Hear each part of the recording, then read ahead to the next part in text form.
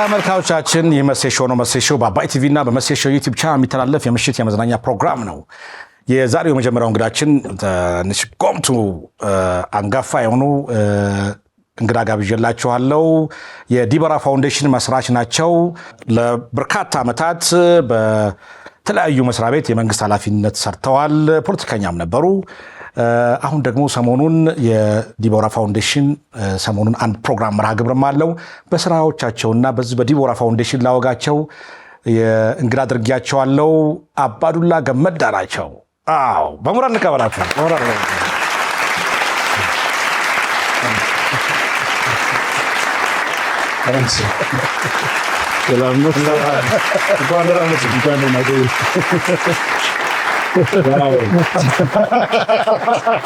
ሽበት ቢኖር ጥሩ ነበር።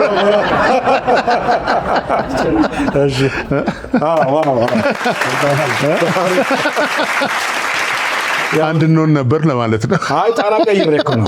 ጣራ ቀይሬ ቀባብተህ ነው። ቀባብቼ ነው።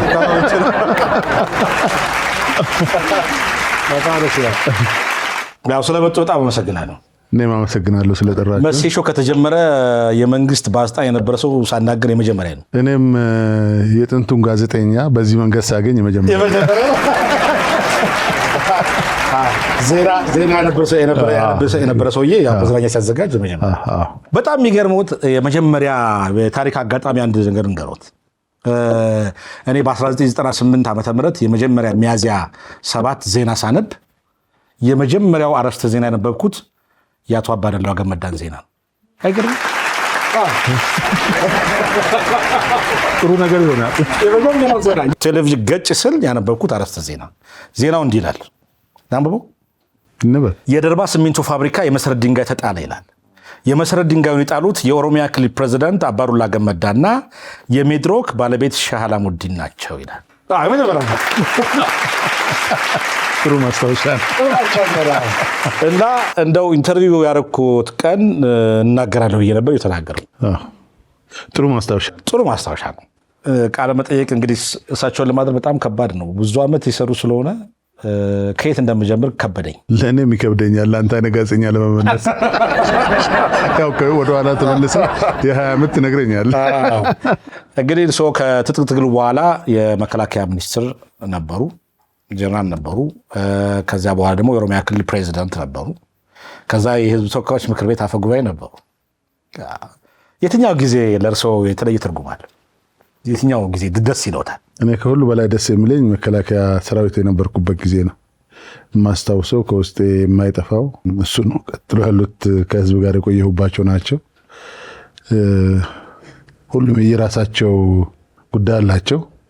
ያኛው ግን ብዙ ችግርም ብዙ ደስታም ትልቅ የሰራዊት የእርስ በርስ ፍቅርም የነበረበት የጉርምስና የወጣትነት ወቅትም የነበረበት ስለሆነ እሱ አይረሳም። ወታደርነቱን ይወዱት ነው? ወደዋለሁ። ቢመልሱ ዛሬም ውትድርና ደስ ይላል እኮ የሆነ ደስ የሚል ፓርት አለው። በዲሲፕሊን በሁሉ ብዙ ነገር አለው። ከሁሉ በላይ ሰራዊት አባላት ጋር ያለ ፍቅር፣ ወንድማማችነት፣ ግንኙነት የትኛውም ቦታ ላይ አይገኝም። የትኛውም ቦታ ላይ ከማንም በውትድርና ውስጥ ሰዎች ያላቸው እርስ በርስ ግንኙነት አብረው ከተወለዱት ወንድማማቾች በላይ ከዛ በላይ ነው። ፍቅሩ፣ መተጋገዙ፣ መተባበሩ፣ ችግር ሲከሰት መድረሱ። ጓደኛ ቆስሎ አንተም እዛ ቆስለ ወይ ሞተ ትቀራለህ እንጂ ጥለው አትሄድም። ጥሎም አይሄድም። ስለዚህ ያ የመጨረሻው የፍቅር መገለጫ ነው፣ የእምነት መገለጫ ነው። ስለዚህ ጀግንነት ደግሞ የእምነት ውጤት ነው።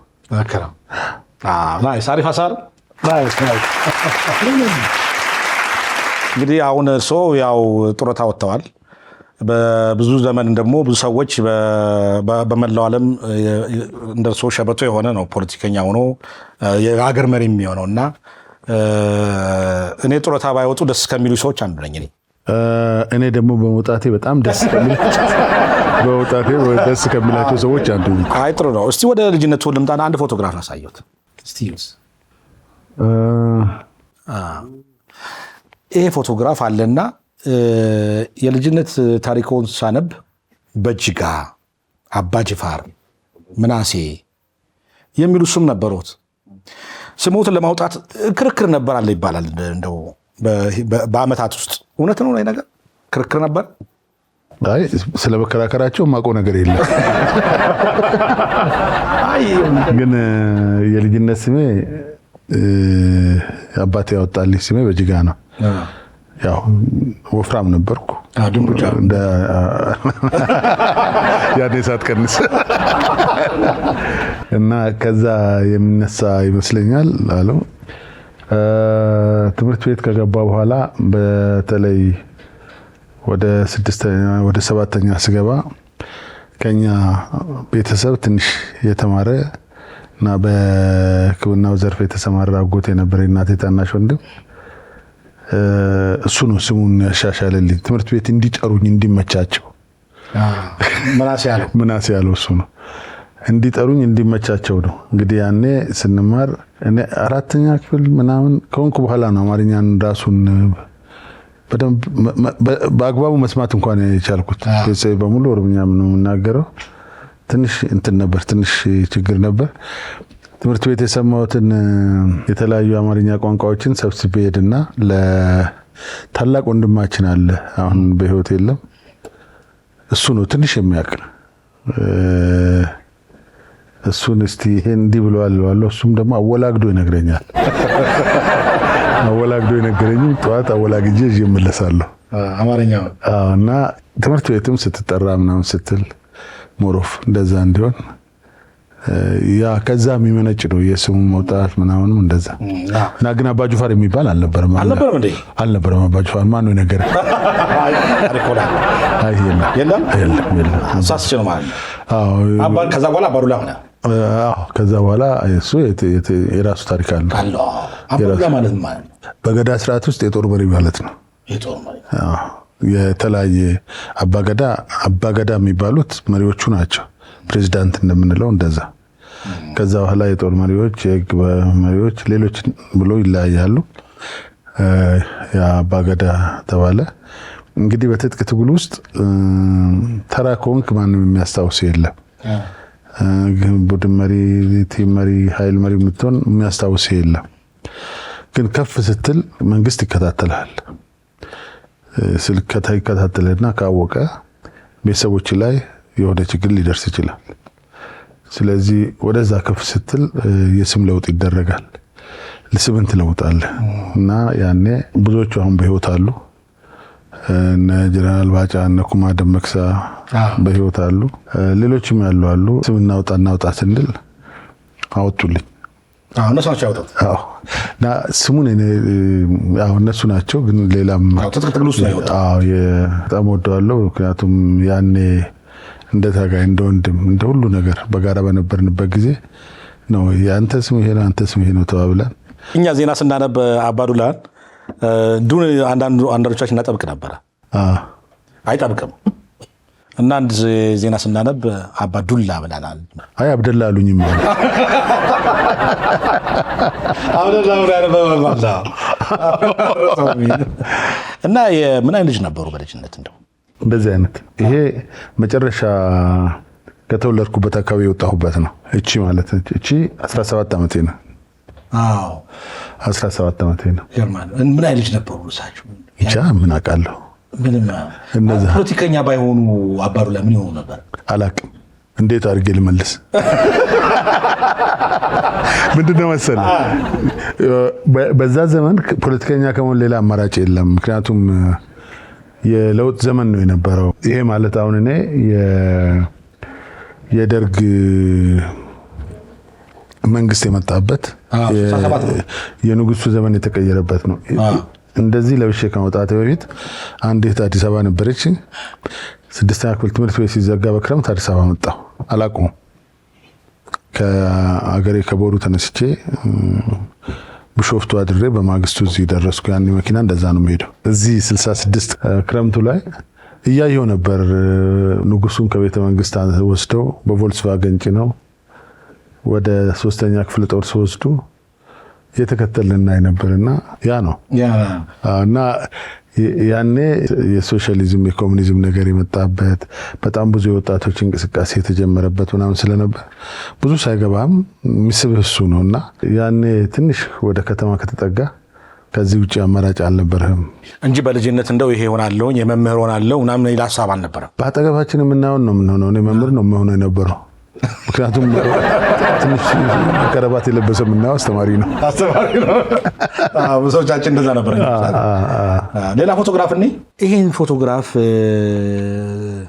ሳይ ይሄ ጃኬት የሆነ ታሪክ አለው። ሁሉም ታሪክ አለው። ምንድነው መቀሌ ምናምን ነፃ ከወጣ በኋላ እኛ በመቀሌ አልፈን እንሄድ ነበርና ከተንቤን ወደ መቀሌ መተን መቀሌ ላይ አቶ ተፈራ ዋሏ ወደ ውጪ ተመድበው ወደ ውጪ ሄድ ነበር። ተፈራ ዋሏ ሲሄድ አንድ ነገር አሰብኩ። ለቤተሰቦቼ በፖስታ አድርጌ ሰላምታ ልልክ ከወጣ ረጅም ጊዜ ኮንኩ በኋላ ነውና ይሄ ጃኬት የፎቶ አንሺው ነው ተውሼ ነው።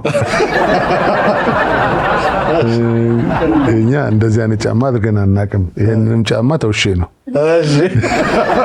እኔ ጃኬቷ ብቻ ነው የሰማው። ሁሉንም ተዋስኩና ሱሪዋ ብቻ ነበረች መሰለኝ። እኔ ያኔ መጀመሪያ ከቁምጣ ወደ ሱሪ የመጣሁበት ነው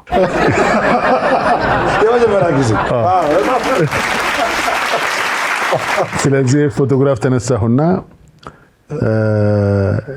ሱዳን ነው ያለሁት፣ ንግድ ላይ ነው ያለሁት። በአጭር ጊዜ መጥቼ ጠይቃቸዋለሁ የምትል መልእክት አደረኩና እቺ ፎቶግራፍ ውስጥ አድርጌ ተፌን ውሰድልኝ አልኩት። ተፈራ በነገራችን ላይ በጣም ምርጥ ሰው ነው። ምርጥ በምትለው የምትገልጸው አይነት ሰው አይደለም። ተፈራዋል። አዎ በደግነቱም ሁለመና ስብዕናው በጣም የተለየ ሰው ነው እና ተፌችን አድርስልኝ አልኩት። ከኔ ከፍ ያለ መሪ ነው። ሱዳን ሲሄድ ይዞ ሄደ። ፖስታ አድርጎ ፖስታው የሚደርስበትን ጽፌበታለሁ። ሄደ። አጋጣሚ 83 ትግሉ አለቀ። ሲያልቅና እናቴ ሳገኛት ፎቶግራፉ ተለጥፎ አየሁት ቤት ውስጥ። ዋው! እና እነሱ ከሱዳን ንግድ መመጣ መስሏቸው ነበር። እኔ ሰራዊት ይዤ ያኔ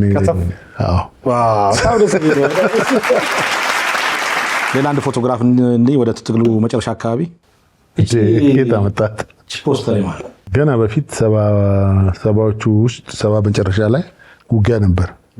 ላሊበላን የተቆጣጠርንበት ነበር። ኦህዴድ ሳይመሰረት ገና ሄደን እያለን ያንን የኃይል መሪ ነበርኩ። በዛን ጊዜ አርሲ ገርል የምትል የቱሪዝም ማስታወቂያ ነበረች። እቺን ፖስት ካርድ እንትን ላይ ነው ያገኘሁት፣ ላሊበላ ላይ ነው ያገኘሁት። የላሊበላ የቱሪዝም ፖስት ካርድ ነች። ከዛ በኋላ ሌላ ፎቶግራፍ አዩ፣ ተመሳሳይ ፎቶግራፍ ስንሄድ ሌላ አይደለም ራሷ ናት። ምንድነው ሄርኔርና ብዙ ጊዜ አልፎ አዲስ አበባ ገባን ምናል። ጋብቻም ተፈቀደ። ከዛ ፊት አይፈቀድም ነበር። አግባ ሲሉኝ እኔ እቺን ነው ማገባው እያልኩ አሳያቸዋለሁ። የዚህች አይነት ነው ማገባው እያልኩ። በሚገርመው ጎርፍ ወስዶኝ እንኳን ተበጣጥሳ አልጠፋችም። እንዳለች ኪሴ ውስጥ ተጨማዳ ትቆያለች። በኋላ ያጎቴ ባለቤት አሰላ አሁን ጊዜው ደርሷል አግባ አለች። ባሌ ደርሼ ስመለስ እንደዚህች አይነት ነው ማገባው ብዬ ተበጣጠሰ ፖስት ካርድ አሳየዋት ከኪሴ አውጥቼ። ቺማ ራሄልን ትመስላለች አለች። ራሄል ማነች ብዬ ስጠይቅ ነገረችኝ። እነሱማ ጎረቤቶቻችን ናቸው አልኳት።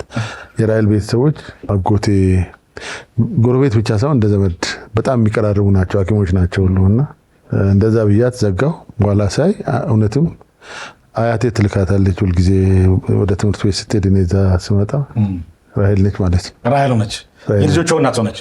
ሆነች። ያቺ የቱሪዝም ኮሚሽን ፖስተር ወደ ራሄል ተቀየረች። አሁን ከወይዘሮ ራሄል ጋር ስንት ልጆች ወለዱ? 7። ያቺ ፖስተር ወደ ራሄል ተቀይራ 7 ልጆች አፍርቶ አይገርምም? በጣም ደስ አይልም? ምን አይነት ባል ነው እሱ? እንጃ እሱ ምን አይነት አባት እንደሆነ በኋላ ዲቦራን እንጠይቃለን። እሺ አንድ ፎቶግራፍ ነው ይሄ ፎቶ። ይሄ መኪና በአባዱላ ስም የተሰየመ ነው። ለምንድን ነው እኔ ያልገባኛል? ለምን ተሰየመ? እኔ መጀመሪያ አልገባኝም ነበር። አንድ ቀን እሑድ ቀን እኔ ልጆች በመኪና ይዤ እየሄድኩ ኩማ ይደውልልኛል። የት ነው ያለው ይለኛል። እዚሁ አለው እለዋለሁ። ኖ ከስራ ወጥቼ የት ነው ያለው ይለኛል። አለው አባዱላ ተገለበጠ እኮ ይላል። ዜና ሰማሁ አለኝ። የትኛው አባዱላ ነው ያለው? አሁን ወጥቼ እየሄድኩ ነው ያለሁት። እኔ ግራ ገባኝ። አይ እንደዚህ አለው። አይ እኔ ወደ የት ነው የተገለበጠው? ወዚህ ወደ ደብረ ማርቆስ አባይ መሻገሪያ ላይ ተገለበጠ አለው። እኔ ወደዛ አልሄድኩም። ያኔ የኦሮሚያ ፕሬዝዳንት ነው የነበርኩት። እኔ እዚሁ ነኝ ያለሁት እና ዝም ብለህ ነው የምታሾፈው ምናምን ብዬው በጣም እንቀላለዳለን እና ተውኩት። ይሄ ሐሙስ ምናምን ነው። እሑድ ዕለት ልጆቼን እየሄድኩ ኢንተርቪው ይጠይቃል። ወደ ቱሪዝም ወደዚህ ወደ እንትና የሚሄዱትን ላይቭ ነው በሬዲዮ በዚህ በኤፍኤም ይጠይቋቸው።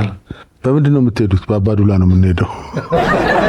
መኪናዬን አቁሜ በሳቅ ነው የሞትኩት። ከዛ በኋላ ነው ቼክ አድርጌ ወደ ማረጋገጥ ሄድኩት። ሳረጋግጥ ለካ ያኔ እኔ በጣም ብዙ ስለምዞር እፈጥናለሁ። አንዴ ሞያሌ እገኛለሁ፣ ከሞያሌ ጅማ፣ ከጅማ ሐረር፣ ከሐረር ወለጋ። እንደዛ ስለምንቀሳቀስ መኪናውም እንደዛ ትፈጥናለች መሰለኝ። በዛ ዘመን ፈጣን ሳትሆን አትቀርም። በዛ ነው።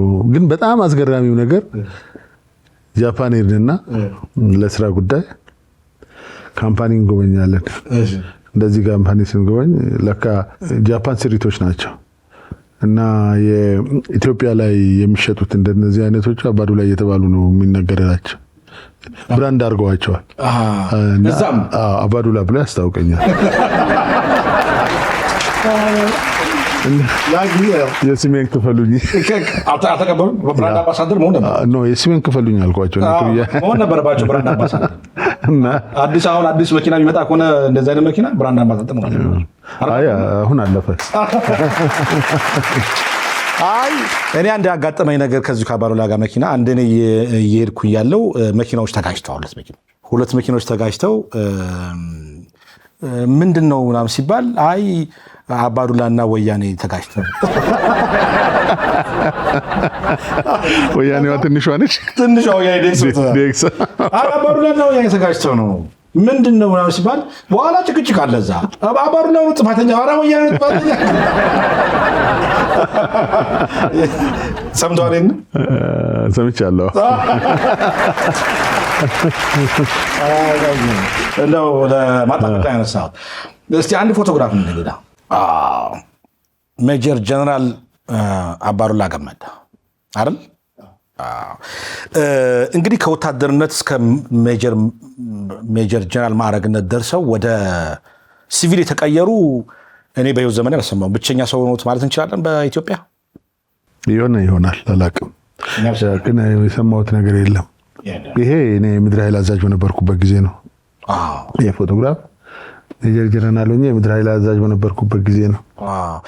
እንደው ከውትድርና ከዚህ ከሜጀር ማዕረግ ደርሶ ወደ ሲቪል መቀየር አይከብድም? አልከበደውም? አይ ስሙ እኮ ላይፍ ታይም ነው። እናንተ ናችሁ እየሰረዛችሁ ያስቸግራችሁ እንጂ እኮ አሁን መቶ አለቃ ወልደ ጊዮርጊስ ባሉ ነበረ። አዎ የኔን እምቢ አሉኝ። ሰው በዚህ አልጠራኝ አለኝ እንጂ እኮ ጀነራልነቴን አልተቀማሁም። ላይፍ ታይም ነው። ስለዚህ ከዛሬ ጀምሮ ሜጀር ጀነራል ነው ማለት ትችላላችሁ። ግን ጀነራል አባዱላ ገመዳ ምንድነው ዋናው ነገር እንግዲህ ከዚህኛው ወደ መከላከያ ሚኒስቴር ነው የሄድኩት። መከላከያ ሚኒስቴር ሆኜ 4 ዓመት ምናምን አገልግያለሁ። ከዛ በኋላ በነበሩት የፖለቲካዊ ሁኔታዎች ምክንያት ወደ ኦሮሚያ ሄድኩ። ወደ ምርጫ ገባውና የሲቪል አስተዳደር ሆንኩ ማለት ነው። ጉዞ እንደዛ ነው እና የውትድርናን በመጥላት ሳይሆን ሁልጊዜ ሰው ሆነ ስትኖር ለዓላማ ነው ትኖረው። እኔ ደግሞ ጅምሬ ህዝብን ማገልገል ያ ህዝብ ሊደርስበት ይገባል ወደሚባለው ደረጃ ማድረስ ስለሆነ ለዛ የሚያጋጥሙን የነበሩትን ውጣ ውረዶች አልፈን ለመሄድ ወደዛ መመለስ ነበረብኝ። የኔ ውሳኔ ብቻ ሳይሆን አብረን ስንታገል የነበርነው አብረን ስንሰራ የነበርነው ጓዶችን በጋራ የወሰንነው ውሳኔ ነው። ያው ለማስታወስ ነው ምን ያህል ይሄ ሜጀር ጀነራሉ እንዲረሳ አልፈልግም በበኩሌ እና እኔ ዝም ብሎ አባዱላ ገመዳ ሲባል በቃ ሜጀር ጀነራሉ መነሳት አለበት ብዬ ከሚያስቡ ሰዎች ለማስታወስ ያነሳሁት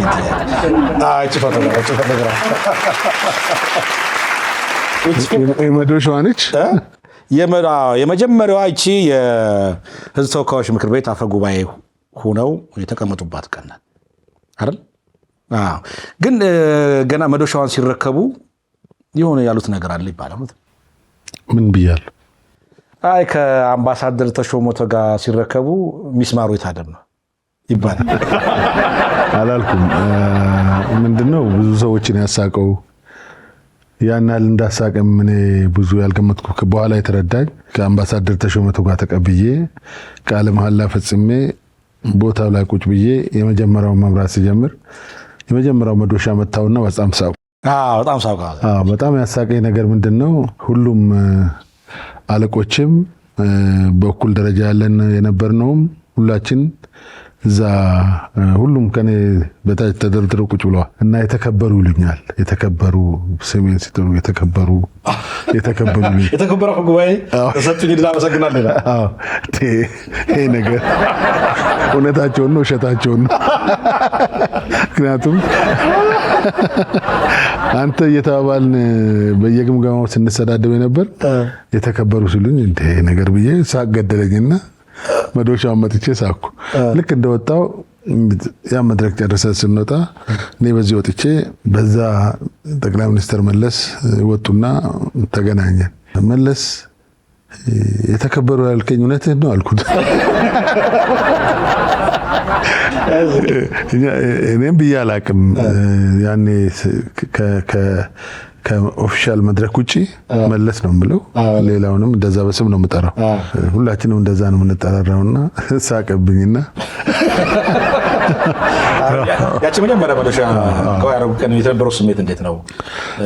ስሜቱ እንዴት ላስታውሰው?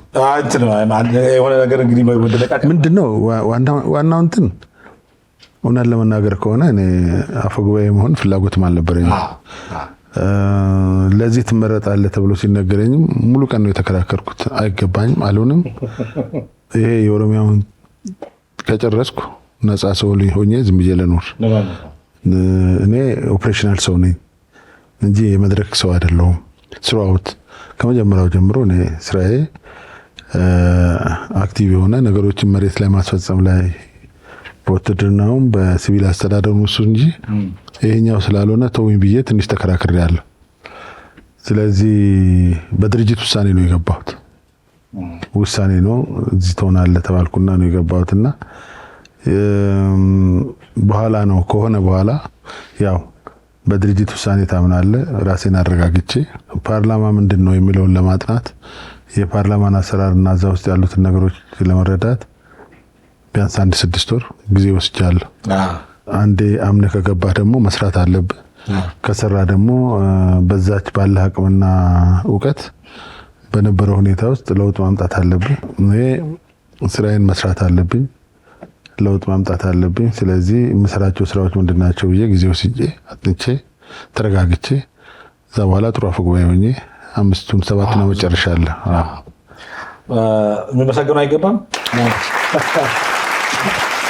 እርሶ ምን አይነት ምግብ ይወዳሉ? በጣም ምን ልበል? ገንፎ ልበል? የአርሲ ገንፎ የባሌ ገንፎ እወዳለሁ። እኔ ወደዛ ከሄድኩ ምንም ነገር አልበላም። ስጋም አልበላም፣ እንጀራም አልበላም፣ ምንም ነገር አልቀምስም። ህብረተሰቡ ያውቀዋል። የሚያዘወትሩት ምግብ እሱ ቤት ውስጥ እንደዛ አይነት ትራዲሽናል ነገር አይሰራም ስትሄድ ካልሆነ በስተቀር ሲገኝ ይገኛል። እድር የለኝም። እቁብም የለኝም። እቁብ ላስገባሁት ነው። ምን አይነት እቁብ? የሆነ አዋተን በተራ 10 ሺህ ብር አዋተን 10 ሰው ነው 10 ሺህ ነው። ከየት አምጥቼ ነው የማወጣው? ጡረታ እኮ 10,000 ነው።